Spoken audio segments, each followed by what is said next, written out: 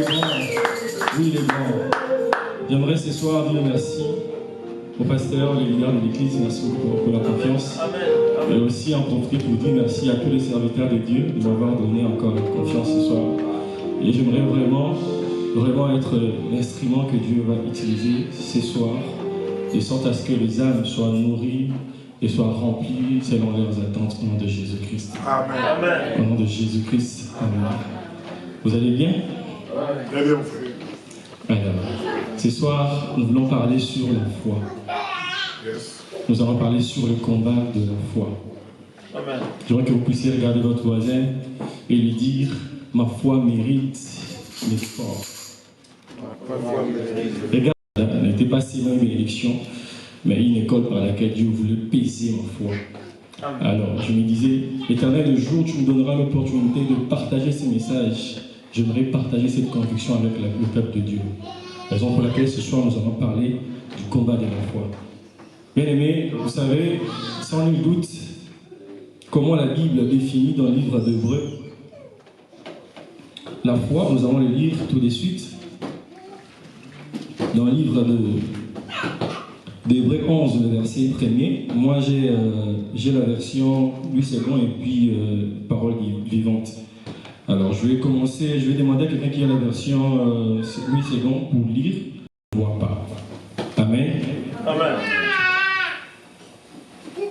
Donc on va juste se limiter au premier verset. La Bible dit, la foi est une ferme assurance des choses qu'on espère et une démonstration de celles qu'on ne voit pas. On va prendre la version parole vivante.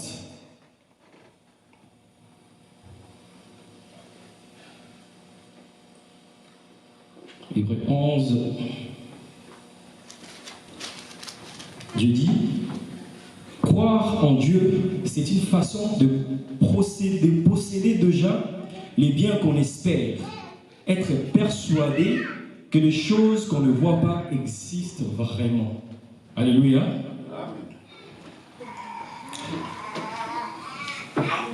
L'espérance, ferme assurance des choses qu'on voit et une démonstration de celles qu'on ne voit pas. Il y a deux mots qui m'ont vraiment attiré, qui ont attiré mon attention, c'était assurance et puis démonstration. Vous savez, j'ai essayé de lire le livre, j'ai essayé de lire le dictionnaire pour voir qu'est-ce que le mot assurance voulait vraiment dire. Je me suis référé, lorsque nous voyons nos assureurs, c'est ce qu'ils nous disent comme mots, tout ce qu'ils nous racontent, ce n'était pas suffisant. Du coup, je me suis approfondi pour voir qu'est-ce que voulait vraiment dire le mot assurance. Et c'est dans mes recherches que j'ai compris que l'assurance, c'est en fait prendre quelque chose avec une certitude exacte qu'on ne se fera pas tromper. Vous savez bien, le Dieu dit que la foi que nous devons avoir comme chrétiens doit être une assurance ferme, donc bien assurée, que les choses que nous espérons, que nous le voyons. Donc lorsque nous approchons de Dieu, nous devons avoir cette assurance affermie que ce que nous avons demandé à Dieu, nous le posséderons exactement comme nous l'avons demandé. Je ne sais pas pour vous, mais moi, j'ai été vraiment attiré par ça. Ensuite, le mot démonstration veut dire, j'ai compris que le mot la démonstration ne se fait pas dans le privé. Quand quelqu'un conçoit quelque chose, la seule façon de prouver l'exactitude de la chose, c'est en les démontrant. Et c'est en public. En fait, j'ai compris que même ce qui est secret, même les promesses les plus enfouies en nous, quand Dieu veut dévoiler plutôt la force de notre foi, notre espérance à lui, il les démontre en public. Et c'est là où on peut commencer par le premier, on va descendre un tout petit peu.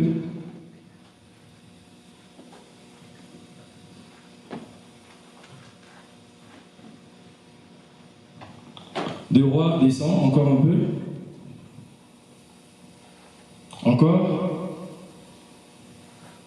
Encore. Voilà. Rentre au chapitre 4. Voilà. Encore. Rentre encore au chapitre 3. Encore. Rentre encore. Allons jusqu'au Jourdain. Nous prendrons chacun une poutre et nous y ferons un lieu d'habitation. Le poutre, c'est en fait un morceau de bois. Le bois, c'est ce qu'on appelle le poutre. Dans le livre, dans la version parole vivante, c'est vraiment écrit comme bois. Voilà, on va aller au suivant. Élisée leur répondit, allez-y. Troisième verset. Et l'un d'eux dit, consens à venir avec tes serviteurs. Il répondit, j'irai. On descend. Il partit donc avec eux. Arrivé au Jourdain, ils coupèrent du bois. D'accord? Et comme l'un d'eux abattait une poutre, le fer tomba dans l'eau, il s'écria, « Ah, mon Seigneur, il était emprunté. » Encore? « Allez et voyez où il est, et je le ferai prendre. » On vint lui dire, « Voici, il est à Dothan. » Et il y envoya ses chevaux de chars et une forte troupe qui arrivèrent de nuit et qui enveloppèrent la ville. Suivant. Le serviteur de l'homme de Dieu s'éleva de bon matin et sortit, et voici, une troupe entourait la ville avec de chevaux et de chars. Et les serviteurs dit à l'homme de Dieu, « Ah, mon Seigneur, comment ferons-nous » Il répondit, « Ne crains point, car ceux qui sont avec nous sont en plus grand nombre que ceux qui sont avec eux. » Et Élisée pria et dit, « Éternel, ouvre ses yeux pour qu'il voie. » Et l'Éternel ouvrit les yeux du serviteur, et il vit une montagne pleine de chevaux et de chars de feu autour d'Élisée. Encore. Les Syriens descendirent vers Élisée. Il adressa alors, « Et ce n'est pas ici la ville. Suivez-moi, et je vous conduirai vers l'homme que vous cherchez. » Et il conduisit à Samarie. Lorsqu'ils furent entrés dans la Samarie, Élisée dit, « Éternel, ouvre les yeux de ces gens pour qu'ils voient. » Et Éternel ouvrit leurs yeux, et ils virent et qu'ils étaient au milieu de Samarie. Amen. Amen. Vous savez l'histoire d'Élisée. Élisée était un homme de Dieu. Il servait auprès du prophète Élie. Alors quand Dieu a dit à Élie qu'il allait le reprendre et qu'Élie serait enlevé, parce que Élie n'est pas mort d'une mort naturelle, il est parti, n'est pas mort. Alors Élisée, ayant su cela, était accroché à son maître. Jusqu'au jour où son maître devait aller. Pendant leur dernière mission, ils ont traversé, ils ont fait face à un obstacle comme Moïse, de l'eau. Élisée a enlevé son manteau, il a frappé sur l'eau, l'eau s'est coupée en deux, ils ont passé, ils ont fait beaucoup de choses. Et à la fin de leur mission, quand Élie était prêt à monter au ciel, il a demandé à Élie qu'est-ce qu'il voulait que Dieu fasse pour lui. Et Élisée a demandé, je veux une double portion de ce que tu as. C'est là, ça semblait un peu difficile, vous connaissez l'histoire. Et puis après l'ascension de Élie, Élisée avait vraiment eu ce qu'il avait demandé par la foi, Dieu l'avait établi, il est devenu prophète. Les gens qui se moquaient de lui ont commencé à le suivre. Et c'est là que toutes ces choses ont commencé. Il a eu des fils des autres prophètes qui le suivaient après, selon l'histoire et tout. Et vous allez voir qu'il avait eu des serviteurs. Et toute sa vie de serviteur était remplie de foi, était remplie de manifestations, de démonstrations, parce qu'il avait la foi de Dieu en lui. Alors, ce qui m'a intrigué aujourd'hui, c'est notre païen. Quel est ton discours? Qu'est-ce que tu sèmes dans le cœur de ceux qui viennent se fier en toi? L'unité pour un chrétien n'est pas seulement un mot qu'on utilise, mais c'est une vie qu'on doit vivre chaque jour. Et cela aussi fait en sorte que ta foi en Dieu puisse être solide. Parce que les gens connaîtront ton Dieu par ta foi. Et pour que les gens connaissent ton Dieu, toi-même tu dois en fait extérioriser l'image de ces dieux. Et Dieu, il est amour. Il a créé l'homme à son image. L'homme s'est rebellé à lui.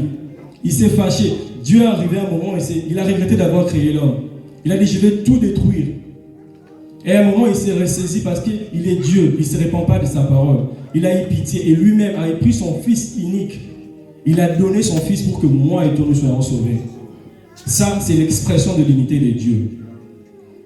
Et pour un enfant de Dieu, afin de consolider ta foi dans un pays ou dans le milieu où nous nous trouvons, il est important que nous soyons nous-mêmes les ambassadeurs de l'unité. Nous devons prôner l'amour autour de nous. Et cette unité doit aller dans nos comportements, notre façon d'être, comment nous nous exprimons. Lorsqu'on te fait arriver à bout, comment tu fais? Quand celui qui vient te confier ses secrets te manque de respect, qu'est-ce que tu fais après? Est-il vraiment quelqu'un qui peut se dire aujourd'hui, de toute ma vie, j'ai pu réunir les gens plus que les séparer? Un autre pilier pour consolider la foi, c'est l'amour. Vous allez voir, bien aimé, un homme qui prie, un homme qui rentre dans la présence de l'Éternel régulièrement, et c'est lui qui apprend à écouter la parole de Dieu. Et c'est lui qui apprend à écouter la voix de l'Éternel. Vous savez, Dieu parle réellement. Et Dieu dit dans sa parole, je crois que c'est dans le livre de Psaumes, il dit, c'est lui qui le craint, il fait de lui son ami. Et il n'y a point de secret.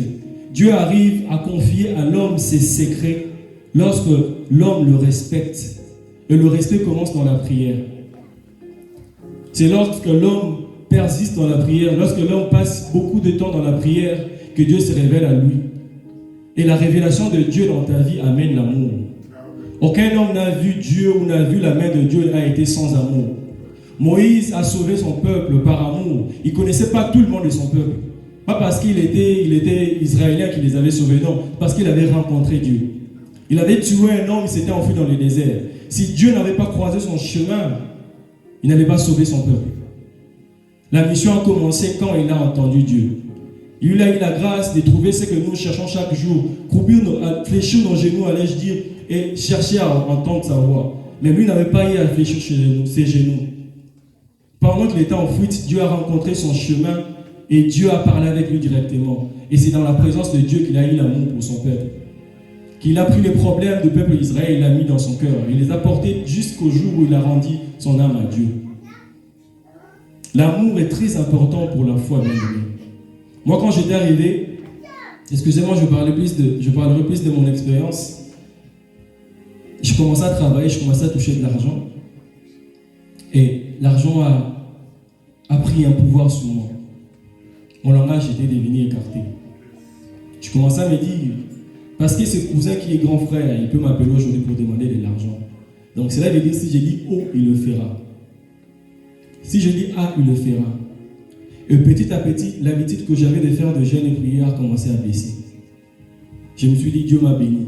Je n'ai plus rien à reprocher, rien à rendre, aucun compte à rendre à qui que ce soit. Parce que c'est moi qui peux gérer certaines vies. Une fois, j'étais dans ma chambre, assis sur mon lit, je réfléchissais. Je ne sais pas c'était quoi le sujet, mais je réfléchissais. Et c'est là, j'ai comme une conviction dans mon cœur qui me dit, prie. Et je recommençais à prier. Le lendemain, je fais la prière. Après, là, je fais la prière. Un autre jour, je fais encore la prière. Et un jour, mon frère m'appelle. Il me demandait, je ne sais pas quoi, et je n'avais pas ce qu'il demandait, mais il insistait. J'ai sorti la première parole. Mais parce que j'avais repris l'habitude de prière, la foi a crié. Non, c'est ton grand frère, tu ne peux pas lui parler comme ça. L'amour a remonté dans mon cœur. Parce que j'ai donné place à la prière. Bien aimé, il est important pour nous qui sommes dans un pays où la foi est mise en épreuve, de garder l'amour. C'est l'amour qui peut te réunir encore de Dieu. C'est l'amour qui peut garder encore la distance entre toi et Dieu. Qui peut supprimer, disons, la distance entre toi et Dieu. La haine, les discordances, les deux poids, deux mesures t'éloignent de l'Éternel. Tu peux venir chaque vendredi, prier comme tu veux. Chaque vendredi, baisser tes genoux comme tu veux, pleurer comme tu veux. Mais si dans ton cœur, tu n'as pas la vie de prière, si dans ton cœur, la prière n'a pas produit l'amour, tout ce que tu demanderas sera vain. Tu demanderas mal et Dieu ne te le donnera pas. Tu regarderas les autres avancer. Mais toi, tu n'auras toujours rien. Élisée était auprès d'Élie. Et Élie était un homme de faille, vous le savez. Un homme de prière. Quand il priait, il pouvait fermer le ciel. Quand il priait, il pouvait ordonner qu'on puisse mouiller le bois et puis l'eau descendait du ciel pour brûler le bois mouillé. Et il avait ça de son maître. Le jour où il partait, les gens se moquaient de lui. Ils ont dit, mais ton maître, Dieu va l'appeler bientôt. Tu vas te retrouver sans rien. Et malgré les moqueries, il est resté dans l'amour. Il est resté dans la prière. Il est resté sous l'onction de son maître. Et cette onction l'a conduit à suivre les pas que son maître l'avait montré. Raison pour laquelle, bien aimé, il est important pour nous qui sommes enfants de Dieu de comprendre que l'amour est un pilier important.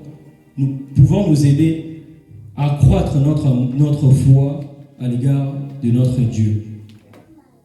Le quatrième point, c'est la sainteté. Un autre pilier, c'est la sainteté. Nous allons revenir sur le texte bientôt, Mais avant de revenir sur les textes, je voulais vraiment qu'on puisse d'abord prendre le temps de parler sur le pilier de la foi. Bien aimé, c'est quoi la sainteté?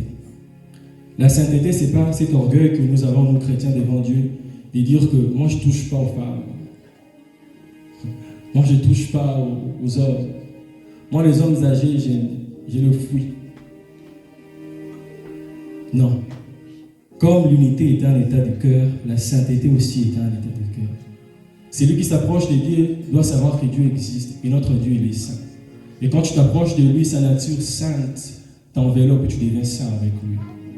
Pas parce que tu as fait des efforts, pas parce que tu as marché avec piété, tu as marché avec évidence, tu as fait gaffe à toi que tu deviens pieux devant Dieu. Non. Ta sainteté commence quand tu laisses place à lui dans ta vie. Quand tu laisses le guider. Quand tu observes les 10 commandements. J'ai lu une parole sur les réseaux sociaux, un gars qui a dit « Aujourd'hui, j'ai relu les 10 commandements. Et je vous assure, nous n'irons pas au ciel. » Parce que Dieu dit dans sa parole que le diable est descendu sur terre avec une colère, une telle colère qu'il cherchait qui dévorer. Le monde a été déjà soumis aux puissances maléfiques. Les anges que Dieu a créés expressément pour ta sécurité ont des habilités spirituelles que toi tu n'as pas encore. Ils connaissent en avance des choses que tu ne maîtrises pas. Et il y en a certains de ces natures-là qui sont transformées en démons. Donc crois-moi, si il te prend sur son collimateur, si ce n'est pas la grâce de Dieu, tu tomberas. Alors, la sainteté, vous devez comprendre que c'est un fruit de l'esprit en quelque sorte. J'allais dire, c'est quelque chose que Dieu donne. C'est quelque chose que tu ne mérites pas. La sainteté égale la grâce. Tu sais, il y a des gens, toute sa vie, il a vécu dans l'escroquerie. Toute sa vie, elle a vécu dans la prostitution. Mais vers la dernière minute de sa vie, elle a eu la grâce de confesser ses péchés. Et juste quelques secondes avant de mourir, elle est partie sainte. Elle est partie pieuse devant Dieu. Elle s'est déversée de tout ce qui traînait dans son corps. Vous devez à chaque fois avoir l'humilité quand vous approchez de Dieu que nous sommes pécheurs. Avoir l'humilité et dire que l'orgueil peut m'atteindre. Peuple de Dieu, vous devez comprendre que la foi, ça prend ça aussi, la sainteté. Et être saint ne dépend toujours pas de nos efforts. Ça dépend de ce que nous faisons. Quelle place nous laissons à l'esprit de notre vie. Quel moment nous donnons à la prière. Quel amour nous portons pour les autres auprès de nous. Et cela est très important. Ce sont ça les choses qui permettent à ce que la foi d'un homme soit exacte, soit forte devant Dieu. Alors, vous allez peut-être vous demander pourquoi est-ce que je choisis de parler de la foi aujourd'hui. Comme je vous ai dit, les gens comme moi dans ces pays sont nombreux. Peut-être que moi j'ai eu la grâce d'en parler devant vous, mais il y en a plusieurs qui ont compris que être ici, c'est une preuve de la foi. C'est une leçon. Alors, vous voyez dans la parole de Dieu, la Bible a dit,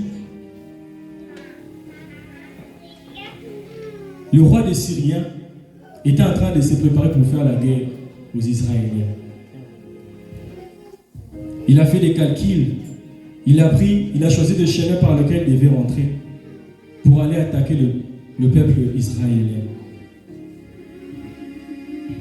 Et parce qu'il y avait un homme dans le pays qui devait être victime, qui prie, qui a la communion avec Dieu, qui unifie les gens, qui a l'amour dans son cœur, qui a compris que la sainteté n'est pas le fruit des efforts, de ses efforts, mais c'est les dons du Saint-Esprit, c'est la grâce de Dieu dans sa vie. Il a maintenu ces choses dans sa vie. Et Dieu a commencé à lui révéler les secrets qui s'est passé dans la chambre du roi des Syriens.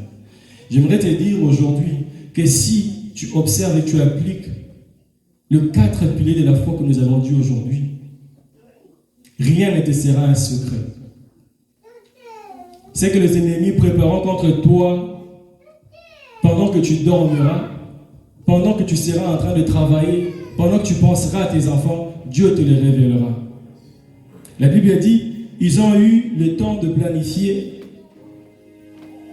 Ils ont eu le temps de planifier le route qu'ils devaient emprunter. Ils ont eu le temps de planifier les routes qu'ils devaient emprunter.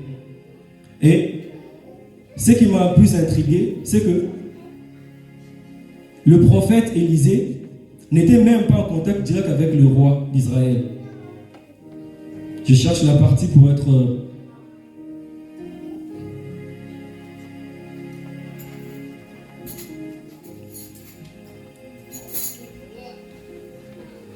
Voilà. Mais Élisée fait dire au roi d'Israël, attention, évite de passer à tel endroit. C'est là que les Syriens ont installé leur camp. Donc, le prophète Élisée n'avait même pas la voix directe au roi. C'est pas comme si il s'est réveillé dans la maison du roi où il pouvait participer aux réunions de la cour royale. Non.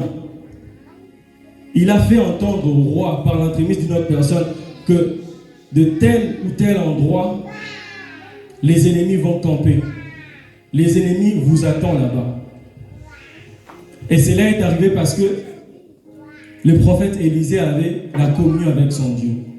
Bien aimé, ça mérite des efforts ta foi aujourd'hui si tu veux que l'Éternel puisse te donner entre tes mains la vie de tes ennemis. Il est important pour nous de savoir que si nous voulons voir nos ennemis entre nos mains, il faut demeurer dans la communion avec Dieu. Il faut demeurer dans l'unité, il faut demeurer dans l'amour et puis demeurer dans la sainteté. Ce sont ça le seul pilier qui peut permettre à un enfant de Dieu d'accroître ou garder sa foi afin que l'Éternel puisse le révéler même ce qui se trame dans les chambres de leurs ennemis. Et le roi de Syrie a été en panique. Vous savez bien aimé, lorsque tu fais des plans dans le secret, tu choisis de tuer quelqu'un dans le secret, tu t'es dit aujourd'hui, moi je mettrai du poison à cet homme. Aujourd'hui cette femme-là va tomber. Aujourd'hui cet homme-là ne rentrera pas chez lui. Mais tu arrives, le résultat de tes plans s'appelle échec. Ça donne la panique. Et la foi en Dieu est ce qui produit cela. Nous venons chaque vendredi prier. Nous venons chaque dimanche prier. Mais est-ce que nous prions avec la foi? Mais est-ce que nous utilisons notre foi en Dieu pour cela? Ou la souffrance a tellement accablé nos vies? Ou la souffrance a tellement pris de l'ampleur en nous que nous n'avons plus notre espoir. On a honte d'aller dans la maison de marabouts, de voyants. On a honte de dire des gens. Et finalement, on vient seulement à l'église. Comme on dit chez nous, et tout à Yeshua. Donc, qu'il pleuve, donc je jette seulement comme ça. Si ça arrive à atteindre le cœur de Dieu, je suis sauvé. Mais si ça n'arrive pas, eh bien au moins les gens ont vu que j'étais dans sa présence. La Bible dit, le roi de Syrie était en panique jusqu'à ce qu'il a appelé ses soldats. Il a dit, mais qui d'entre vous est notre traître? C'est qui est notre traître? C'est qui est allé raconter ce que nous avons planifié? Et c'est là que la puissance de Dieu se dévoile. Un de leurs lui dit, il n'y a pas de traître parmi nous, mais il y a un prophète dans le pays où nous voulons aller attaquer, qui est capable d'entendre ce que toi tu dis dans ta chambre à coucher. Vous savez, la Bible dit, notre Dieu est celui qui entend dans les secrets. Parce qu'il a dit, si tu veux prier, entre dans ton lieu secret, dans ta chambre. Il est capable de t'écouter. Donc cela veut dire, à Dieu, rien ne se cache. Rien ne se cache à Dieu. Je ne sais pas c'est quoi les problèmes que tes ennemis ont planifiés dans le secret. Mais ce soir, si tu pries avec foi, Dieu te les révélera. Amen. Dieu te les révélera. Ces plans qu'ils ont fait contre tes enfants, ces plans qu'ils ont fait contre tes études, aujourd'hui, si tu pries avec foi, Dieu te les dévoilera. Il te les donnera entre tes mains et ils seront livrés à toi.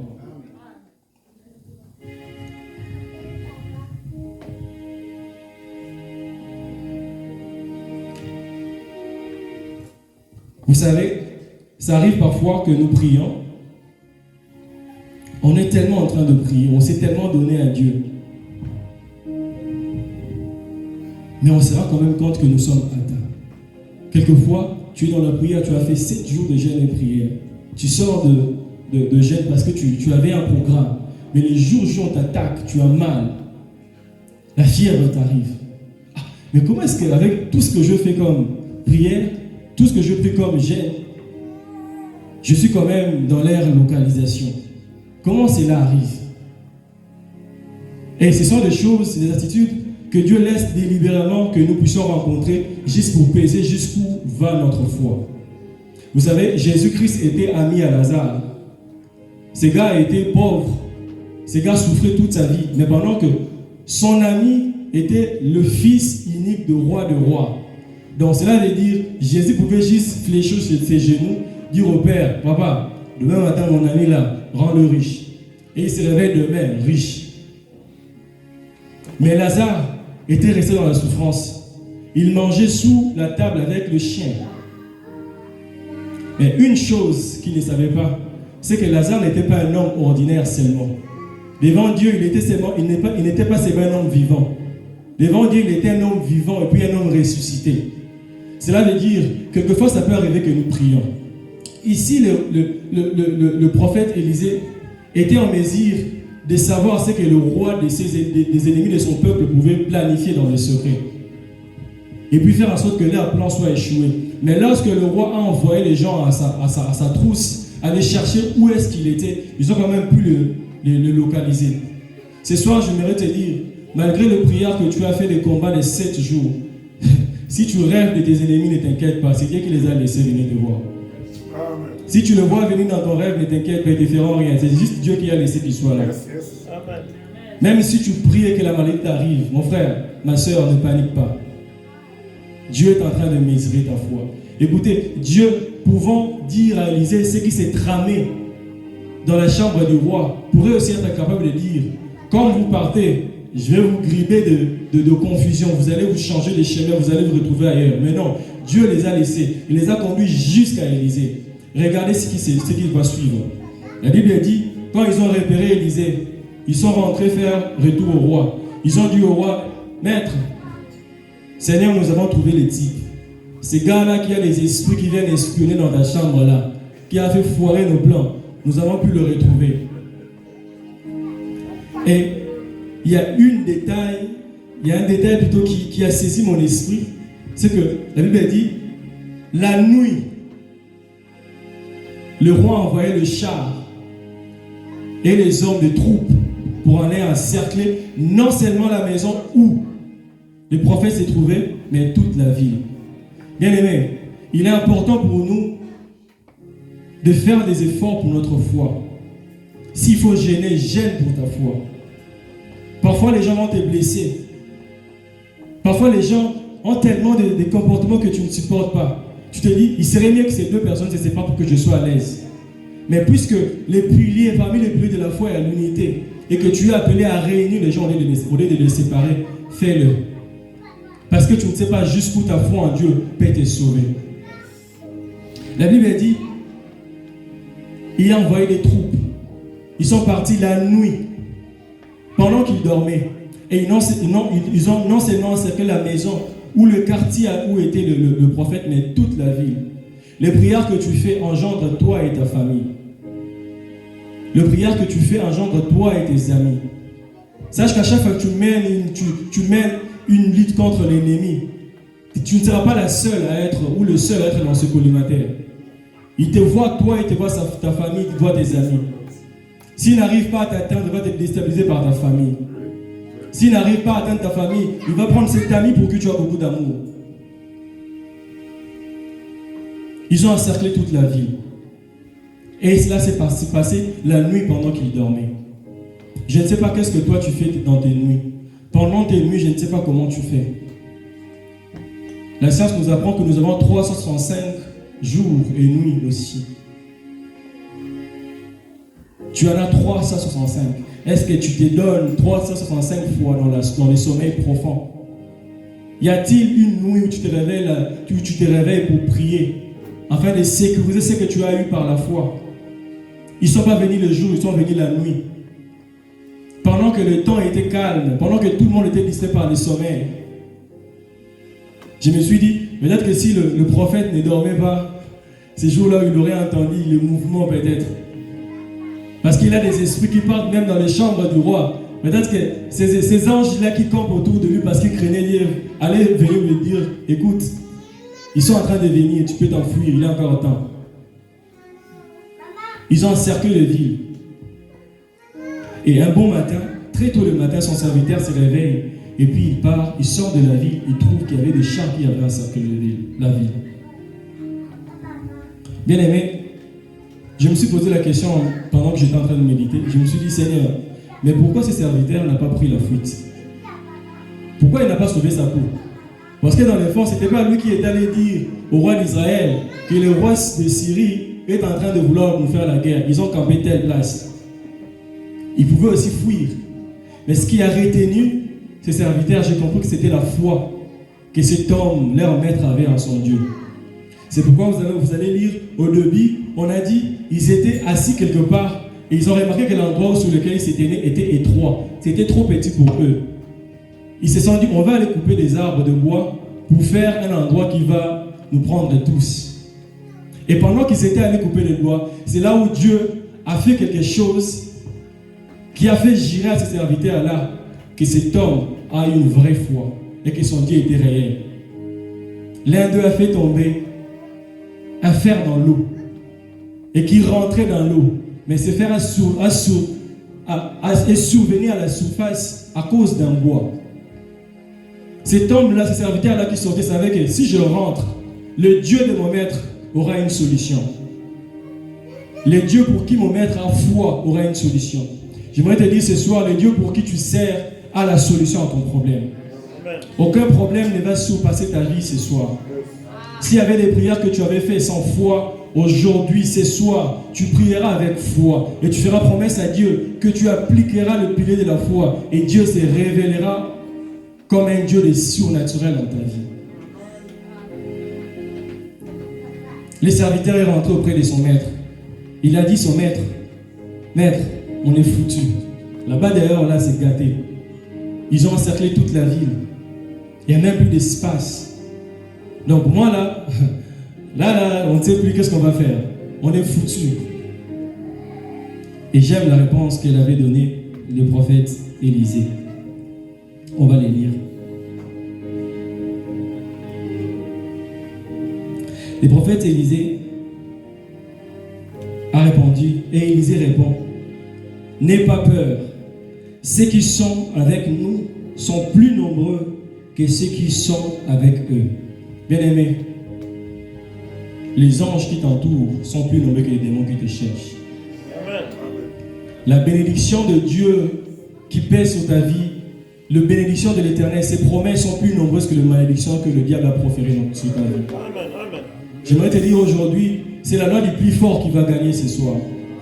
Ce sont toutes ces promesses bienveillantes que Dieu a fait sur ta vie qui vont primer. Tu n'arrives peut-être pas encore à les voir, mais souviens-toi, on a lu sur Hébreux 11.1 qu'il est aussi la foi est aussi la démonstration des choses qu'on ne voit pas. C'est ces promesses-là que tu n'as pas encore vues, que tu as juste entendues. Moi, je me posais la question, j'ai fait les démarches pour la première fois, ça va marcher. Mais une fois, je rentre dans ma chambre, j'étais en colère contre lui, papa. J'étais énervé contre Dieu. Je me dis, mais Seigneur, on m'a escroqué l'argent. C'était mes épargnes. Bon, avant que je fasse toute chose, je venais te demander ton avis. Si j'ai un problème d'argent à 12h, j'ai fléchi les genoux, à 12h30, je trouve exactement les sommes que j'avais besoin. Mais au final, on m'a escroqué tout l'argent que j'avais. J'étais révolté. J'ai dit, mais c'est pas normal. J'ai respecté ta parole. J'ai tout fait à la lettre. Mais pourquoi tu ne m'as pas prévenu que... Et puis il m'a prévenu à la fin, hein, un jour avant que j'ai obtenu le passeport, je rêve, me donne un passeport où à la place de la photo, c'était une autre personne, puis on a pris ma photo, on a agrafé. Et sous le nom, on a griffonné mon nom comme le papier du passeport de chez nous, on ne peut pas écrire les stylos dessus. C'est là que je me suis rendu compte que j'étais dans une fausse affaire. Mais j'étais révolté, Seigneur. Mais c'est quoi? Et le soir, j'arrive face au gars qui m'avait escroqué l'argent. J'étais en colère à la maison. Dans les rêves même, j'étais en colère. Mais j'arrive devant lui. Je n'avais pas de colère envers lui. Je n'ai éprouvé aucune colère. Mais je l'invite. Je lui ai dit, écoute mon frère, cet argent, moi, je ne l'ai pas volé. Si tu sais que tu as quelque chose à voir dans tout ça, demande pardon à Dieu. Sinon, Dieu va te punir jusqu'à ta 4e génération. Et je rentre à la maison, je me demande, est-ce que c'est le même Shadrach? Parce qu'avant, j'étais entouré de colère. Ma vie était remplie de colère, vous n'allez pas avoir idée. Quand je touche quelqu'un là, il va falloir qu'il saigne pour que je le laisse. Et quand j'ai pris la décision de prier, je suis rentré en communion avec Dieu. C'est quand toutes ces attitudes ont commencé à tomber en moi. C'est quand j'ai commencé à développer l'amour. Ma mentalité a changé. Là où je pensais que lorsque quelqu'un t'insulte, il faut aussi l'insulter, j'ai compris que non. C'est lui qui t'insulte a en fait le manque de l'amour. Donne-lui juste l'amour et Dieu fera le reste. Amen. C'est là-bas que j'ai compris que quand quelqu'un me fait du mal, je ne suis pas obligé de lui rendre le même mal. Tu me blesses, je te donne l'amour, Dieu va faire le reste. Et l'amour, l'unité, la sainteté, ça vient dans la prière. Je pourrais même résumer les 4 piliers en un seul qui est la prière, la communion avec Dieu. Et c'est ça qui a fait que le prophète Élisée puisse faire paniquer tout un roi parce qu'il était en communion avec son Dieu.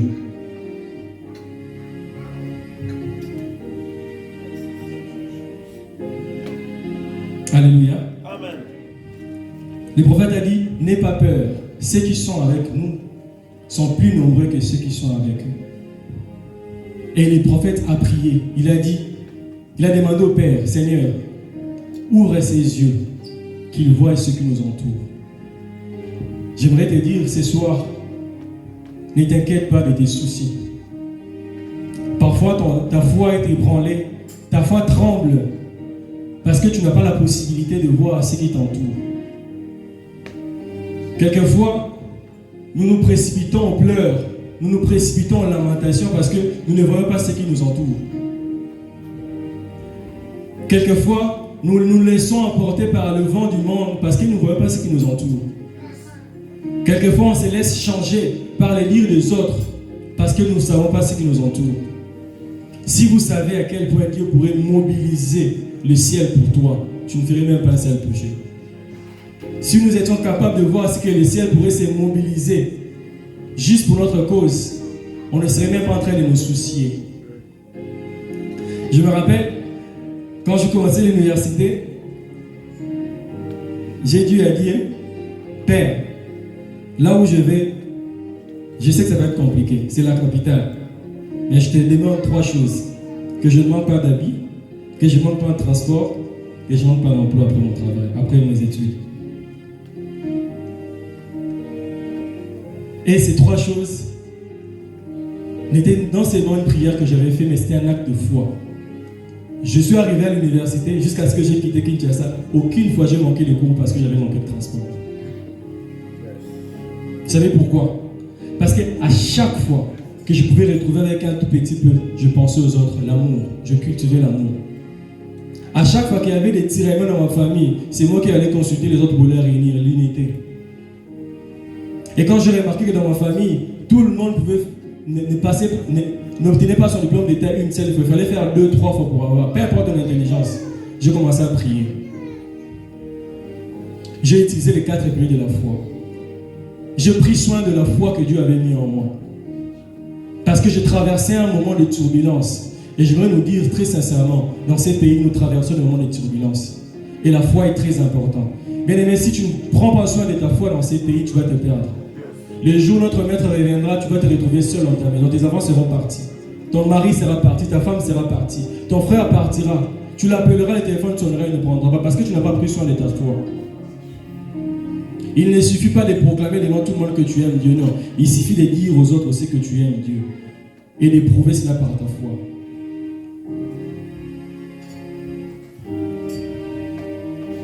N'aie pas peur. Ceux qui nous entourent sont plus nombreux que eux. Aujourd'hui, là, quand tu vas fléchir tes genoux, rappelle-toi de cette parole. N'aie pas peur. Les décisions que Dieu a prises pour toi la nuit pèsent plus que les mauvaises décisions que le diable a prises pour toi. Si t'ont maudit 4000 fois, Dieu t'a béni 5000 fois. Et à la fin, j'ai compris que la foi sauve. Christ peut venir, Christ peut mourir, mais si tu ne crois pas qu'il est Seigneur et Sauveur, tu ne seras pas sauvé. Elle lui a dit que seuls ceux qui vont croire qu'il est Seigneur et Sauveur seront sauvés. Amen. Que seuls ceux qui ont cru qu'il est Seigneur et Sauveur seront sauvés. Est-ce que tu crois à ta foi pour Dieu? Ou c'est juste parce que c'est le discours de tous les chrétiens que tu as dit, je suis dans le lot? Est-ce que tu es sûr que Dieu essaie de faire l'assurance pour ta vie? Dans ces pays où la manne tombe, il suffit juste d'être fort pour ramasser. Être fort pour aller faire des doubles. Pour doubler des shifts. Être fort pour aller te renseigner sur les financements. Est-ce que tu es sûr que ta foi est encore aux mêmes dimensions quand tu avais quitté ton pays? Tu es sûr que si aujourd'hui, ton homme sort en dehors de votre maison, il voit comment est-ce que le démon vous entoure, il viendra te dire parce qu'il sait que tu as une grande foi.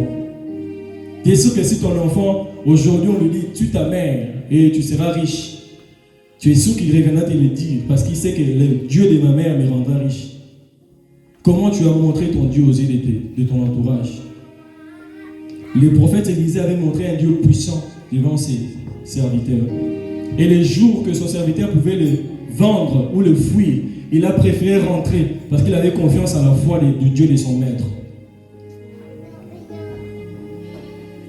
Bien-aimé, ce soir, ta foi va te sauver. Et Dieu va le faire, pas parce que depuis que tu es venu au Canada, tu as pris soin de cette foi. Non, il va te le faire aujourd'hui parce qu'il a voulu te rappeler que tu dois prendre soin de ta foi. Reprends tes habitudes. Reprends la communion avec Dieu. Reprends d'être cet ambassadeur de l'unité, de l'amour, de la sainteté. Il semble que pour les hommes, dès lors qu'on touche un peu de... toutes les femmes deviennent les nôtres. Est-ce que tu es sûr que si Christ revenait aujourd'hui, il te trouvera dans la sainteté? Est-ce que si on rentrait dans ta famille, dans ton endroit de travail, on témoignera de toi l'amour ou l'unité? Est-ce que tu es sûr que ta foi peut te sauver aujourd'hui? Est-ce que tu es sûr que ta foi peut te sauver aujourd'hui? La femme à la perte de sang n'avait pas fait 10 000 prières. Elle avait juste la foi dans son cœur que si je touche cette vie, je serai sauvé. Est-ce que tu es sûr que ta foi va te sauver ce soir? Est-ce que tu es sûr que si ils ont décidé depuis hier de prendre ton premier fils, ton aîné, cette nuit, et que ta foi l'empêchera la mort? Est-ce que tu es sûr que s'ils envoient cette femme venir te faire tomber pour prendre ton étoile, que ta foi pourra te sauver? Est-ce que tu prends soin de ta foi, bien-aimé? Ta voiture, chaque jour, tu vas chaque mois faire de l'entretien. Ta maison, après 2 ans ou 1 année, on met la nouvelle peinture. Mais ta foi, la communion, l'amour, l'unité, la sainteté est à quel niveau? Ça nous arrive tous à nous exposer à des situations compliquées, où tu es prêt à franchir une ligne, mais tu te rappelles que non, je suis comme Lazare. Non seulement je suis vivant, je suis un vivant ressuscité dans les prochains jours. Je ne tomberai pas à cause de ça. Quand le moment de la résurrection viendra, que je ne sois pas rempli de tâches, mais que je sois celui qui sera digne de mériter cette résurrection au nom de Jésus-Christ. Le prophète a dit à son serviteur, n'aie pas peur. Ceux qui sont avec nous sont plus nombreux que eux. Ce soir, quand tu vas te lever pour la prière, bien-aimé, j'aimerais que tu te rendes compte que ceux qui sont en train de te chercher sont peu nombreux que ceux que Dieu a envoyés pour te sécuriser. Même si tu ne crains plus, Dieu veut te dire qu'il veut te faire grâce ce soir. Il ne te protège pas parce que tu as fait des efforts malgré toi, non. Parce qu'il t'a choisi dans sa grâce. Et comme l'ange de l'Éternel campe tout autour de ceux qui craignent Dieu, les anges de Dieu camperont autour de toi. Et aujourd'hui, tu repartiras zéro dans ta foi. Tu réapprendras à chérir ta foi en Dieu. Et cette foi te sauvera au moment venu.